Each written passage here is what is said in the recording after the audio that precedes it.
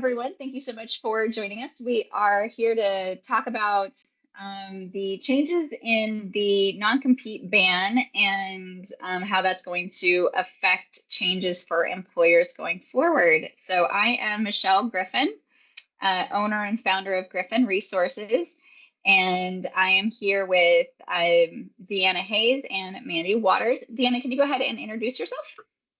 Sure. Hello, everyone. Thanks for joining us. I am a shareholder attorney at Ogletree Deacons. If you're not familiar with Ogletree, all we do is labor and employment law, working with employers. So this is definitely a topic that we have been tracking. I'm board certified by the Florida Bar in labor and employment law, and I'm also the legislative affairs director for the HR Florida State Council. Thank you so much, Dan. I'm so excited to talk to you about this and learn quite a bit. I learned a lot in preparing for this too. So Mandi, if you can introduce yourself. Certainly. Thank you so much for having me on. And everyone, thank you for joining us. My name is Mandi Waters. I work with Merit Business Solutions.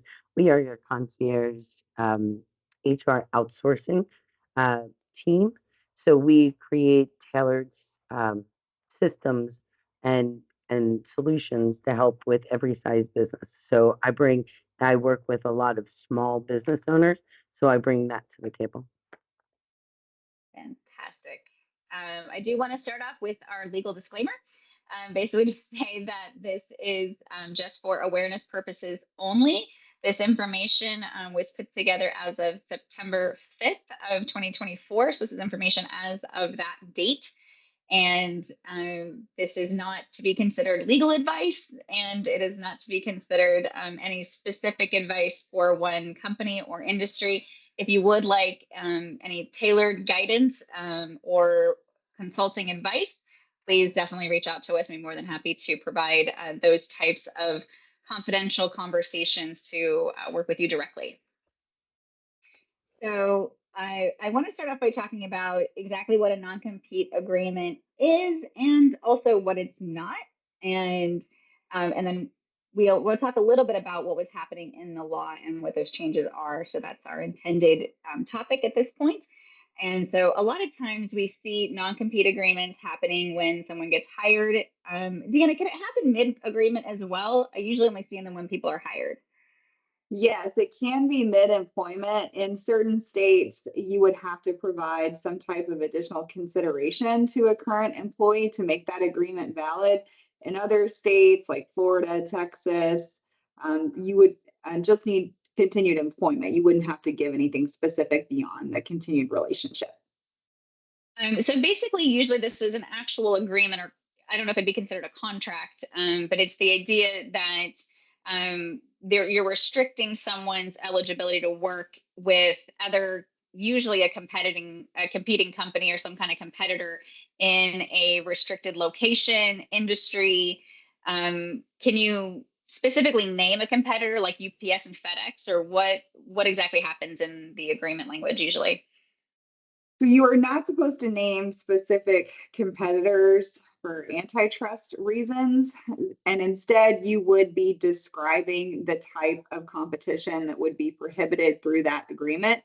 And Mandi asked a great question when we were preparing for this webinar of why is this important? Like, why might a business decide to have a non-compete agreement or some other type of restrictive covenant? And I think that's a great question, right? And the reason would be you have a legitimate business interest that you're trying to protect by this agreement. So sometimes that might be your trade secrets, your confidential and proprietary information, your secret sauce, as you will, that you don't want employees to go and tell your competitors how to do what you're doing, because certainly that gives them an unfair advantage, right? So you might have a non-disclosure agreement in and of itself, or you may have additional parameters around what employees can and cannot do. Another layer might be non-solicitation, meaning that your employees can't solicit your customers or your employees to go and work for a competitor. And the biggest layer, which is mostly what we're talking about today, is an added component of true non-competition, which typically says You cannot go work for another business that does the same thing as your current employer that would compete with your current employer because you have this host of knowledge, this access to customer lists, et cetera. And by virtue of going to work for a competitor, you would be disclosing some of this information. So those are kind of the different layers that you might have within a restrictive covenant agreement and why you might want to have one in place to protect your interest. So there was the regulation that I think came out, directly by FTC, and by our notes here, it's back in April. And then there were some court cases and changes. And most recently, it would have taken effect, I believe, on September 4th of 2024. And that's when we learned there was additional federal court ruling to completely block it. Can you talk about what was proposed and kind of what happened? And Sure.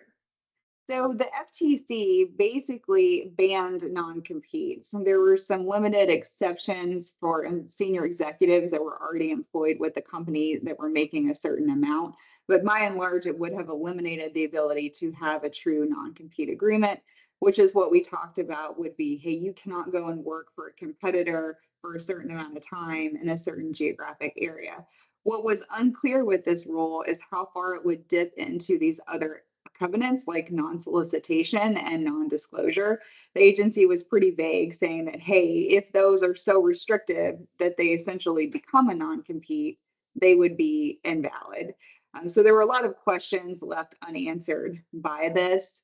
And we had a federal district court in Texas, which is usually the venue of choice to challenge government agency rulings like this, because Texas has a very conservative court. It's a favorable place to challenge regulations like this one. And we also had Chevron, the big Supreme Court case that gives agencies the deference or discretion to make some of these rules, get overturned recently. So it was kind of the perfect storm for this rule to be blocked. Now, there are actually two other cases that are still ongoing that are challenging the rule. One is a Pennsylvania case, and the district court there actually declined to grant a preliminary injunction, and we're waiting on the final decision.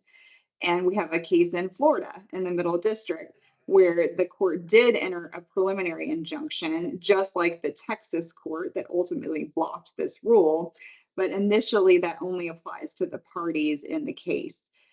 Because it's already been blocked nationwide, it really makes these other cases moot. And the only reason they can be significant is if we do have that Pennsylvania court coming out with a different decision and there's a conflict between the two, there could be an avenue to appeal to the Supreme Court. so I do know that the a lot of companies were preparing, assuming, because we hadn't heard anything right up until September 4th and 5th, that companies were already starting to figure out how to do away with non-competes, who would have been not allowed to have a non-compete anymore, and making some changes. Should we assume now that it is blocked nationwide, or some of these other cases, should we start to still think about it's up in the air, or how should companies feel about it? Sure. And I talked to a lot of different clients and companies about their plan of action, knowing that this rule was kind of waiting in the wings, and we were all looking at September 4th as the potential implementation of the ban. And I think it really comes down to your business, right? And many clients that I talk to say, hey, protecting my trade secrets, protecting my customers, not letting people poach my employees, that is the most important thing to me, right? So I'm even willing to take on some legal risk and wait, knowing that this might be out there, because there's nothing right now that says you cannot have a non-compete from the federal level generally. Now, of course, this is an area that's very state specific. So certain states do have their own requirements. I think we're going to talk about that a little bit more in more detail. And we have some other federal agencies that are trying to get into the game too when it comes to non-compete. But right now, as far as the FTC is concerned, there's nothing that says you can't have that non-compete. So there's no reason from the FTC perspective to change that. And if you were going to roll it back, you don't have to. You could re-implement it. If you've already taken it away, just think about the messaging and how you're going to couch that to employees. You may want to wait a month more and see what happens until you have a definitive decision. This is a screenshot of the FTC's website, and it's really interesting. They say, we're thinking about whether we want to appeal, and in the meantime, we can still enforce this ruling on a case-by-case basis. Yes and no, right? So the FTC has until October 19th to decide whether to appeal.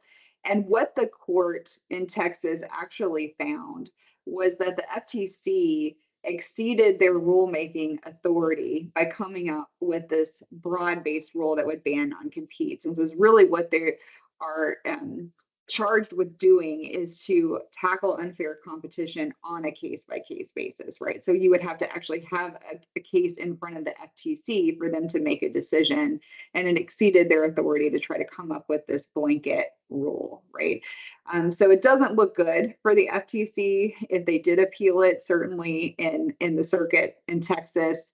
And again, we'll just kind of have to wait and see with this last kind of Pennsylvania case outlier what happens. So, Mandi, I think this goes into some of the questions that you have on, what happens now?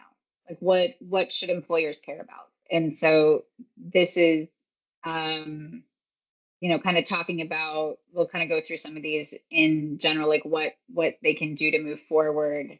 And then as we get into that, Mandi, do you have any specific questions we can answer for employers? Okay.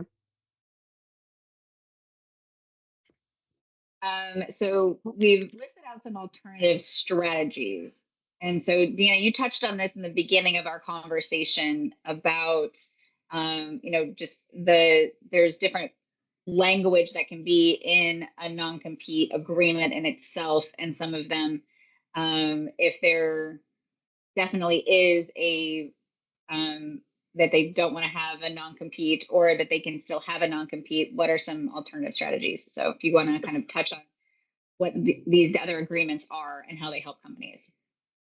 Sure, absolutely. And this is a great time if you haven't reviewed your non-compete or non-disclosure or whatever agreement that you're using, now is the time to review it, right?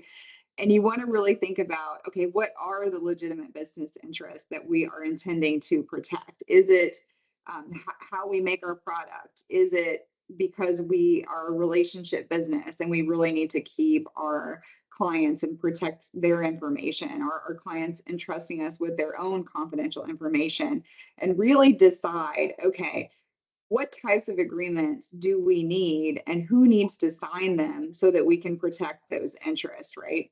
The courts get really suspicious when you have a janitor or an hourly employee who doesn't have anything to do with making the product or interacting with customers that has to sign a non-compete. Like, what business interests are you truly protecting by having this employee sign it? So some companies have different layers of this, like we said. Like, you may have your top executives, your salespeople, your business development people signing true non-competes, but the rest of your employees maybe are a step down, right? Like, if you have employees that have a lot of access to your employee information, like your administrative departments, your HR team, your executive teams. Maybe you have them sign this non-solicitation where they can't come after your employees and your customers.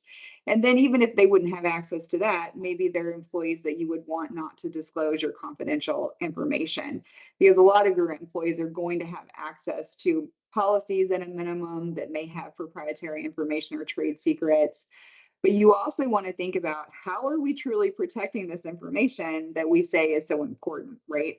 So if anybody can go into the computer system and pull up the secret formula the court's going to raise an eyebrow and say, well, you didn't do anything to protect that information, right? So you really want to make sure that access is limited, that information is marked confidential, that it's only shared with those who have a need to know basis. And then it becomes easier to say, okay, those who know are the ones that we would like to sign these agreements, because they could truly harm our business if they took this information out into the market and used it to compete unfairly with us, right?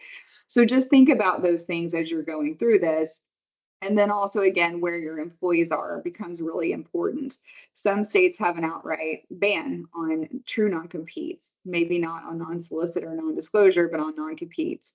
Some have minimum salary thresholds that an employee has to make before you can have a non-compete restriction on them. Some you have to provide additional consideration, so some type of bonus or equity or something along those lines to make the agreement valid. So there really are a whole lot of moving parts when it comes to this. And now is a good time to make sure that you've got good, rock solid agreements that are going to protect your business. If you decide not to do a restrictive covenant agreement with these provisions we've been talking about, there is such a thing as garden leave. If you've heard about it, it's basically keeping somebody on the payroll, but they are essentially not working for your company anymore. And that's buying their time to not compete with you by virtue of that contractual arrangement. And courts don't view that with as much scrutiny because they're still getting paid and they're still technically an employee. That's not a strategy that I see a whole lot of clients in the United States use, because it's very expensive to keep somebody on the books that isn't working or producing any value for your organization. So I really don't see that used heavily, except maybe in the financial industry. It's kind of a niche area. I don't know if the two of you have seen clients go that route. Not in the United States. I Mhm. hadn't heard about it until England. But I was going to ask about the severance side of things, because I have seen obviously the severance side, either reminding people that they've signed these agreements, or reinstating or reintroducing language, or maybe even introducing it for the first time under a severance agreement. That's not the same thing, I guess, as obviously continuing to pay them as a, certain restrictive periods. But is that also still allowed for severances and the and restricting their I guess either what they can and can't say or do at that point too? So that's a great question, and it is a little different. And the answer is the very lawyerly, it depends. And really it depends on where the employee is. Because again, some states are going to not allow that as a matter of course. Some are going to say, okay, but you've got to have some substantial consideration on top of that. Um, so if the severance is part of a formula that's part of a severance program, and you're paying them what they would be entitled to anyway under the severance program, that's not going to be enough to put in a restrictive covenant unless that was already baked into the program. You'd have to provide something beyond that as consideration. So it gets really specific, but you can do it in certain circumstances.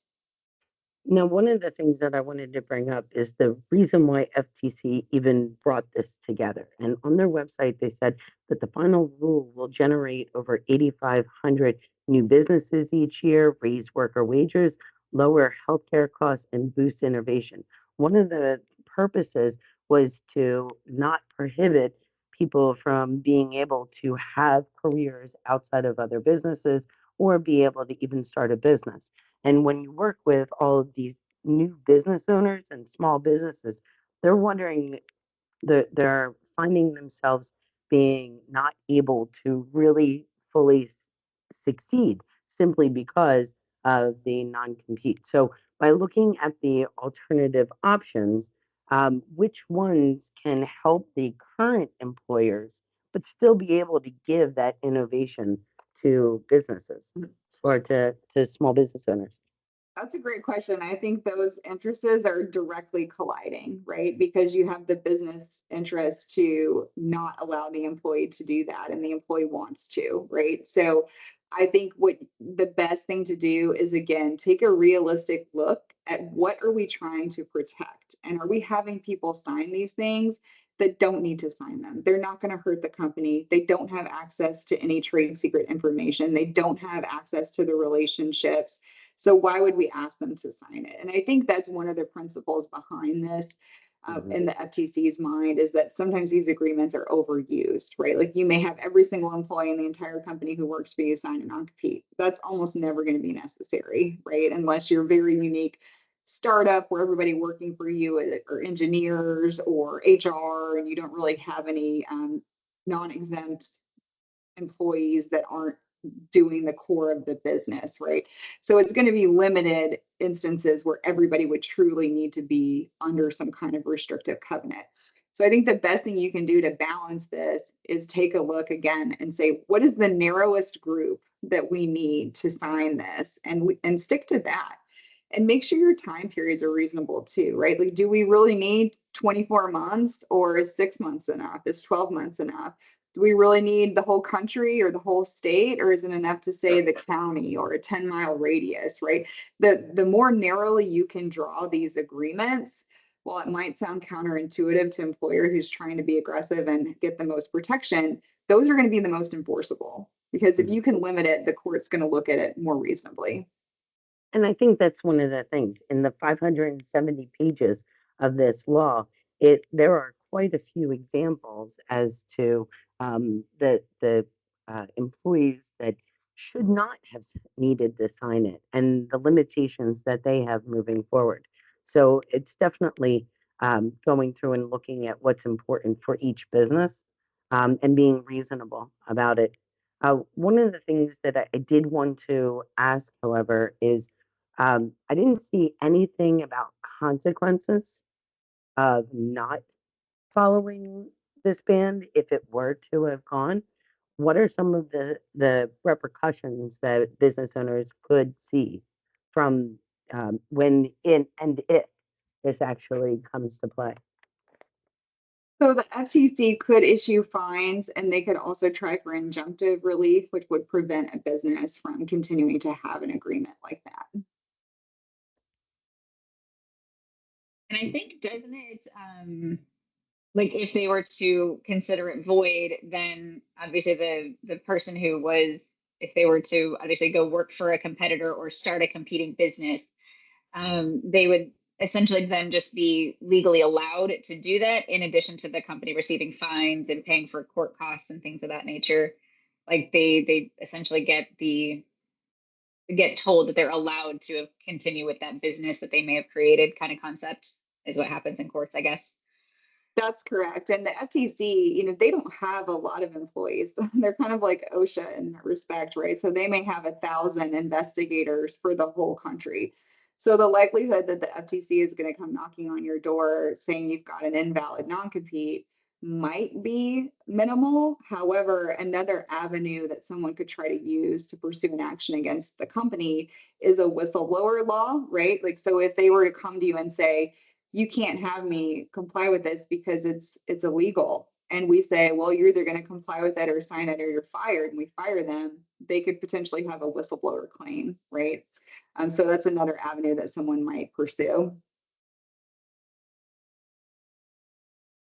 Awesome. I switched over to this slide while you were talking, Dee Anna, because you this was another avenue when we were preparing for this, talking about the involvement of the National Labor Relations Board and how this area of the government can also step in, and what this looks like under the regulation under the NLRB, which I didn't realize could be involved that way too. This one's really interesting. So if you're not familiar with the National Labor Relations Board, or NLRB, this is the government agency that protects employees' rights to unionize, or even if they're not unionized, to get together and bargain collectively as a group to improve their wages or terms and conditions of employment, right? So this would protect a group of employees coming to an employer and say, we're not being paid enough, we're not being paid fair market value for our role. you wouldn't be able to just take action against them for making that request, right? Similarly, if you had a group of employees that work in a warehouse and they say it's too hot in here, there's a heat stress program, we know about it from OSHA, and you can't make us work when it's this hot. It's dangerous. It would protect that as well. So even though you may not have a union in your workplace, it doesn't mean that you might not someday come under the purview of the National Labor Relations Board. And this agency is very political. So traditionally, when we've had a Republican administration, the agency gets a little bit more business friendly. When we have a Democratic administration, it gets a lot bit more employee friendly. And that's kind of where we've been under the Biden administration. So the board has been very aggressive about scrutinizing handbook policies and agreements. And they've stepped in and said, hey, you cannot have non-competes for hourly non-supervisory employees. We think that's an unfair labor practice. And they had a case that was as recent as June of this year where they said that for the first time. So this is another vehicle that an employee could use. Now, I will say it's not as well known. So I don't know how likely it would be that an employee would contact the board, but it's certainly possible. I know you And have. I should have said, I'm sorry to interrupt you, that for those of you who aren't familiar, that act, the National Labor Relations Act, only covers non-supervisors. So if it's a management employee that has a non-compete, that would not be an issue for this agency. I was going to bring up the confidentiality and non-disclosure agreements here. No, I definitely.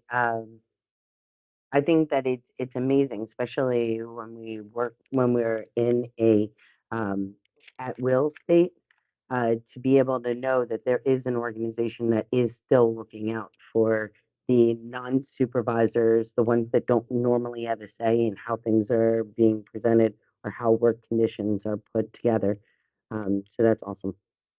So we also want to talk about what happens if you want to hire somebody that you learn is under a non-compete that may impact your ability to hire them. Now that we know that these agreements are able to stick around.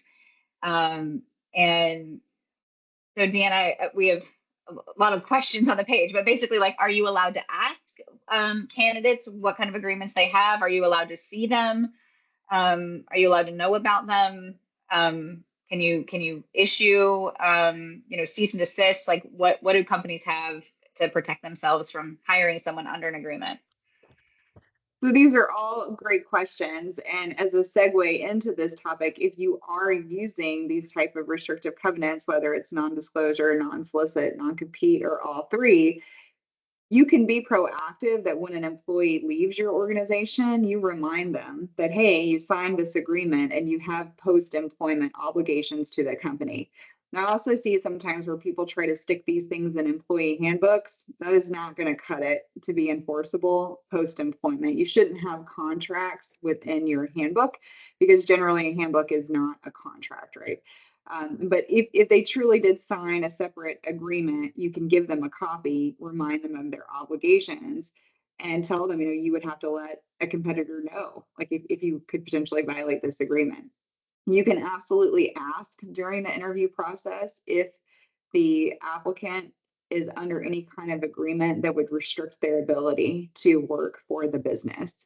And if you find out later that there is an agreement, but the candidate didn't tell you about it, that would be a perfectly legitimate reason to withdraw that offer or to let that candidate go, as long as it's clear that omissions during the application process or falsifications could result in termination of employment at any time when that's discovered. So it's a good idea to put that even into an offer letter, right? That you're hiring this person because of the skills that they're coming to the organization with, and certainly not to find out any information that they may have from a prior employer when they disclose that there is some kind of an agreement out there. First, of course, you're going to have to take a look at it and decide, is this a valid agreement? You're probably going to need help from some type of employment attorney or attorney that you typically work with and making that analysis. And if you do find that it is valid, you have to decide, well, could they do this job without violating their agreement? Because if the answer is no, your company could be pulled into that lawsuit in addition to that individual. So the former employer could say, nope, we're going to sue you because you're violating this agreement, and we're going to sue your company because you knew this agreement existed and you're helping this person violate their agreement. It's called tortious interference with a contractual relationship. And one of the things that we do as an HR solutions partner with companies is draft offer letters. And there is language that we can help provide to protect companies for this. And so if this is something you're concerned about, or you want help updating your offer letters and agreements, we can certainly help you do that and make sure that we're working within the restrictions within your state, especially if there's multiple states. And so definitely reach out if you have concerns about that, or want to make sure that you're protecting your company and being able to, pretty much be able to say, we either looked at this, we've discussed this, and we're moving forward with your employment offer, knowing the results of that review. So those are some things that we can help you protect yourself doing. Yeah, and that's Absolutely. funny because what I've been hearing a lot from business owners before it came back, that it was being banned, was the amount of time it was going to take to reach out to all the employees that currently have the contracts, and then being able to figure out, well, do I alter the current contract? Do I just void it out completely? So I definitely believe that outsourcing to professionals would be the way to go. And so this is definitely an interesting list of states where there's compensation related requirements, which I didn't realize it was this many states. And Dee Anna, can you talk a little bit about what's considered meaningful compensation related requirements? Because that was also something I recently learned as we were reviewing this.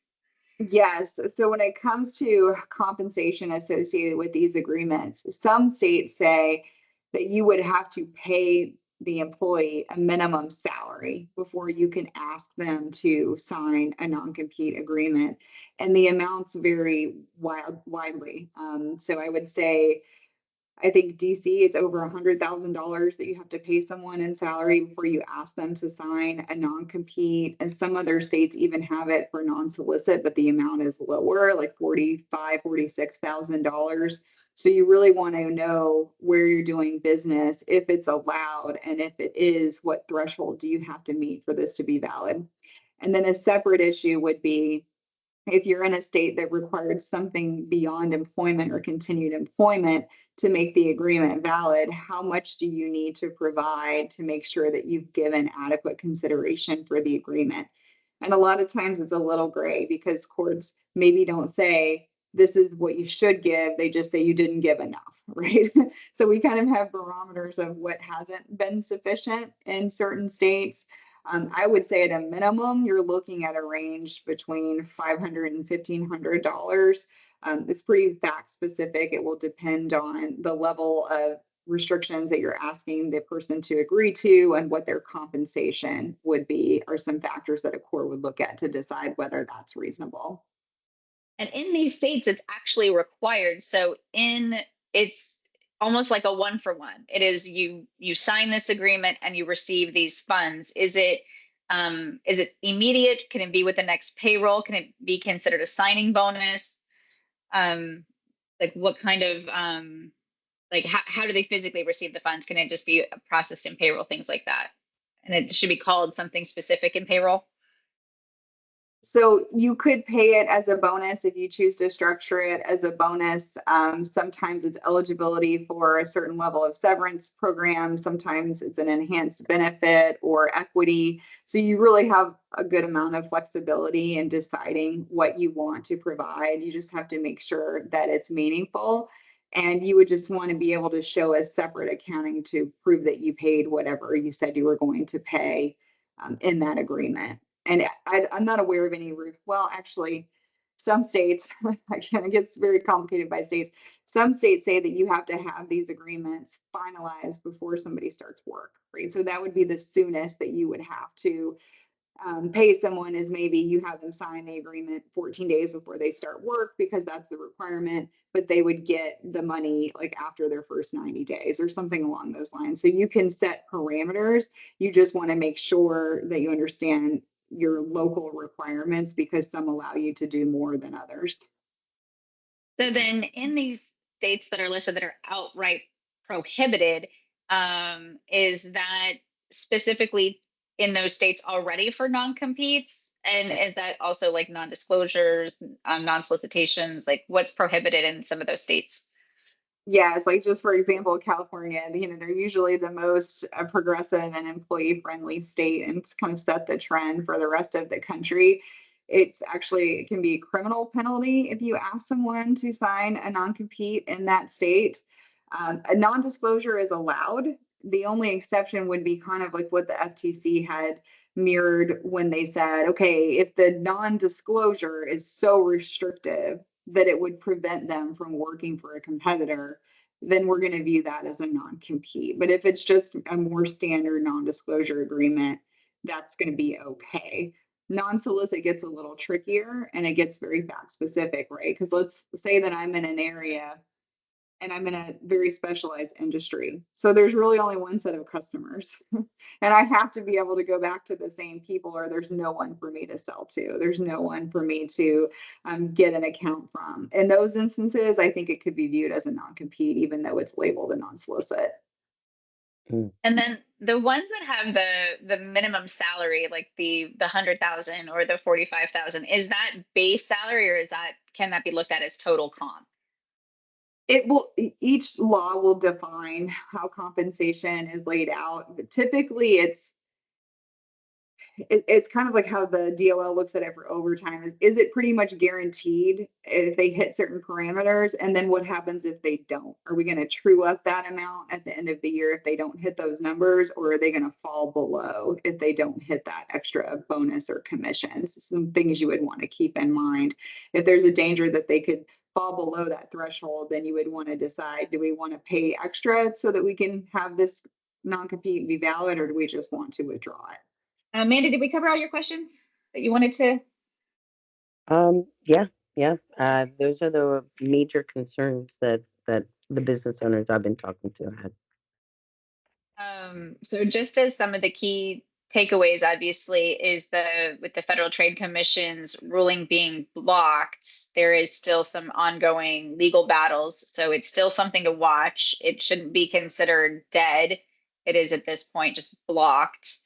And so employers can continue to use the same non-competes that they've had as long as they've been legally reviewed and they're up to date. And if there's any questions that they may have about the languages that they're using, they would recommend getting that looked at and make sure that they feel comfortable with what they're using. But they don't have to make any business adjustments because of this change. And that's pretty much our major points for companies is that you can definitely reach out to outsource companies. And we partner with law firm, we partner with Ogletree and use them for our legal advice so that we can help secure legal advice on your behalf. So this is definitely something that you can, obviously it's good news, you can continue to function as you typically have, supposedly without any changes unless there's something you're concerned about in the way that you've already been conducting business. And obviously you can't have a one size fits all for all your states when you're in multi-states. And so having different agreements for different states is necessary and needed and allowed. So. Yeah, definitely. And one strategy that we see some clients using is having kind of a core master agreement, if you will, that may even be a compromise in some states. Like for instance, in Florida, you can go up to 24 months if you've got an otherwise valid agreement. Some states it's 12. So you could kind of take a middle of the road approach and say, okay, we're just going to go with 12, even though we know we could get more in some of these other states so that we don't have to have as many separate agreements out there. And then you could have like a rider or an addendum that would cover those other states. Like if you have a section that's separate for non-disclosure, you could tell the California employees, hey, the rest of this doesn't apply to you. Only Section 3 on non-disclosure applies to you. So there are ways to structure it if you truly want to have one agreement, but it can get complicated. You just want to make sure that you're addressing all those state law nuances, or have separate agreements, like Michelle said, just so that you can make sure that you're not trying to use an agreement for an employee in Florida for an employee in Illinois or California that's going to cause you problems. And that's true even if the person is remote. I get that question a lot, right? Like, which law applies if you have remote workers? It can get nuanced, but the basic answer is wherever that employee is performing work, which could be more than one state, right? So if you have an employee that's half the time in California and half the time in Florida, then both of those states' laws are going to apply to that person. If you have someone that's sitting in California remotely working for a Florida business, California law is going to apply because that's where the work is actually being done. So you just want to be careful. I know with COVID, so many businesses entered into this remote workspace and had never been there before. So you want to be cognizant and also put it on your checklist, just like your annual handbook review, to review the changes in your jurisdictions, because these non-compete laws change all the time on a yearly basis at the state level. There is some other key takeaways, and Deanna, you definitely brought them up earlier, but it's about looking at um, who is actually signing these DNAs right now, or NDAs. It's we're right now in a time where retention of employees is so important, and sometimes it is about letting some freedom to your employees to be able to keep them engaged. So by keeping the NDA as like some type of retention, I think might be holding some employers from progressing. I do think that since this isn't dead, this is a really good time to look at all of your agreements and see which ones are beneficial and which ones really are not. And that way, when th- things do change, you'll be ahead of the curve. And that's pretty much it. So this is how you can contact us. You can definitely look up my company at griffin-resources.com. Deanna is at ogletree.com, and Mandi is meritbusiness.solutions. And so